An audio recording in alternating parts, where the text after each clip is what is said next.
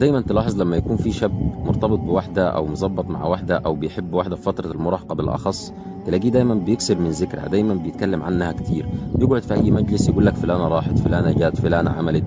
أول ما يشتاق لها يتصل بيها ويكلمها، كلامه الكتير عنها تلاقي دايما ده بيبسطها، وخصوصا لما يتصل بيها أو يتواصل معاها ويفضل يتغزل فيها ويقول في حقها كلام كويس. ده قاعدة في حياتك: كثرة ذكر الشيء دلالة على الحب. بمعنى ان تلاقي بني ادم كل شوية يتكلم عن واحدة، اعرف انه بيحبها.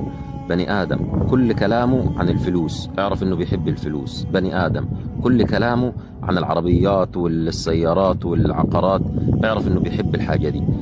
الشيء اللي دايما بيذكر البني ادم ده دلالة على ان الشخص ده بيحب الشيء ده. اي شخص تقعد معاه تلقاه بيتكلم في شيء او بيجيب سيرة شيء باستمرار وبكثرة، اعرف ان قلبه معلق بالشيء ده وانه بيحب الشيء ده. كذلك ولله المثل الاعلى ذكر الله سبحانه وتعالى.